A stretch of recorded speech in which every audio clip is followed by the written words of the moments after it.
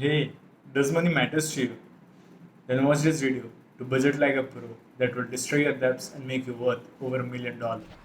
For achieving financial success, you need to understand two types of problems. First is the spending problem, the second is the income problem.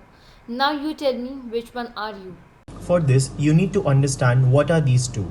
Having an income problem means not having enough money in order to cover your basic expenses like electricity, food, water, etc. Having a spending problem is a little bit more complicated.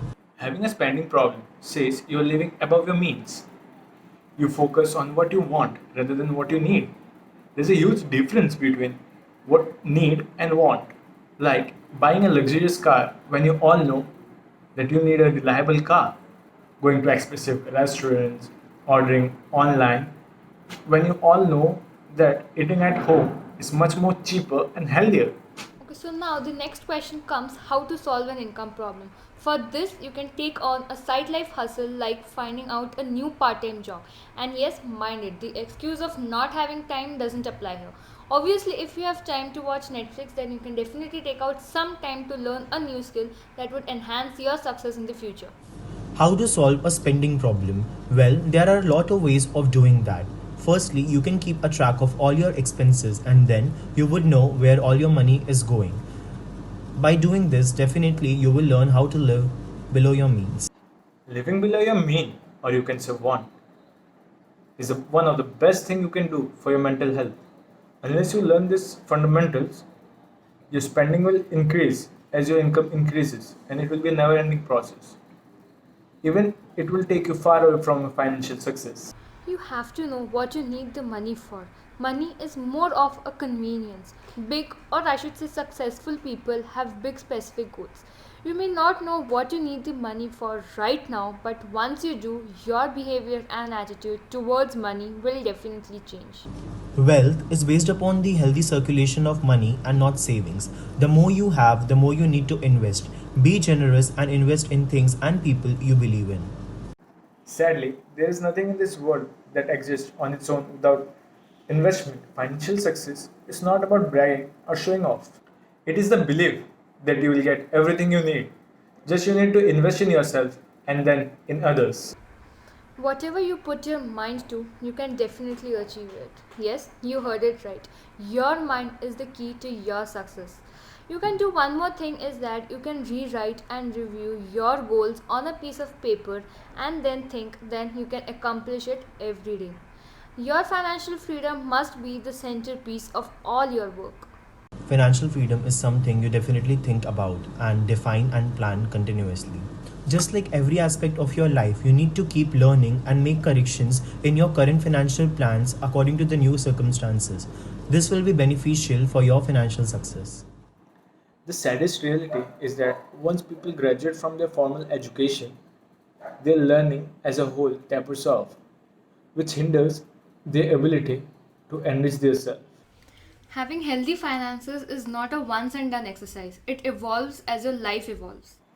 For every single person in this world, the meaning, or you can say the definition of success, differs. Money is the root of all evil. More money brings more problem. This is all just very wrong. With healthy respect for money as a tool which helps us in achieving whatever we want to do in our life, we can unravel the entire money puzzle. We have to remove all the negativity that we have in our mind regarding money. Keep positive attitude, take personal responsibility for your financial situation, and then you too can be financially successful. Let's talk about Mark Zuckerberg. He happened to make Facebook in his college dorm room, and today he has 2 billion people as a user base and a net worth of over $75 billion. That's a lot, right? But how far does greed actually go? For its greed to expand, Facebook actually occupied more than 50 apps, including WhatsApp, Snapchat, and Instagram. If you look at this pattern of acquiring apps, one can almost think that Facebook is on a quest for acquiring as much data of a user as possible. And there are theories actually maybe proving this.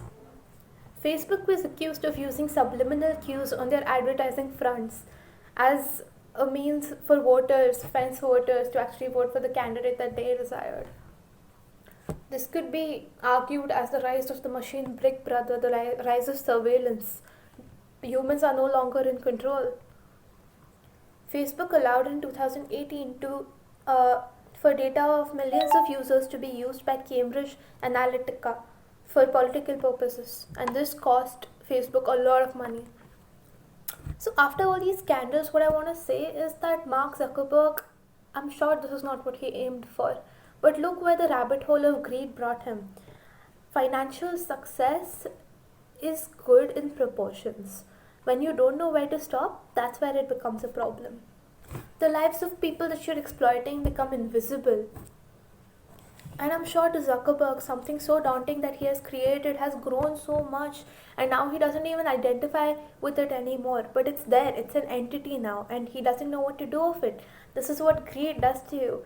This is what constant expansion dreams do to you. The capitalistic realm promises a kind of ultimatum, whereas the truth is, no matter where you go, your mental capacity remains the same. However, Mark Zuckerberg's life hasn't all been about power, greed, and controversy. Despite 2018 being a very tumultuous year for him, as Facebook took a financial hit following a nasty data scandal, he still managed to keep up with his charity donations through the Chan Zuckerberg Initiative Donor Advised Fund at the Silicon Valley Community Foundation. Over the years, the philanthropic activities undertaken by him have been numerous and extensive. It is important to mention that during the COVID-19 pandemic, he has donated $25 million to a Bill and Melinda Gates Foundation-backed accelerator that is looking for treatments for the disease. He has also provided considerable funds to support local journalism that has been impacted by the pandemic. Another much less talked about aspect of his life is his take on religion. In 2016, Zuckerberg stated that he was raised Jewish, but he went through a period where he questioned things and saw himself as an atheist. However, now he considers religion as something very important to him. This, in my opinion, is a good example of a person staying true to one's roots. While there is no denying the fact that financial success brings with it its own share of complications and detriments, it must also be remembered that it puts one in a position to bring about change by bestowing their benedictions on the less fortunate. That is a virtue few men have truly succeeded in achieving. The general assumption that money is associated with moral decadence and degradation gets completely rebuked when said money is used as a catalyst for reform and upliftment. The true worth of anything can only be gauged by the method in which it is used. The same goes for the accolades of power and success. It is vitally important that one does not renounce the things that are significant in the grand scheme of things. As long as the essential humanity of the individual is preserved and accomplishments serve a higher purpose than satisfying one's own vanity, financial success can become the positive reinforcement required for the realization of the vision of an egalitarian society. Mark Zuckerberg's life is exemplary of these notions and their implications in every way, shape, and form.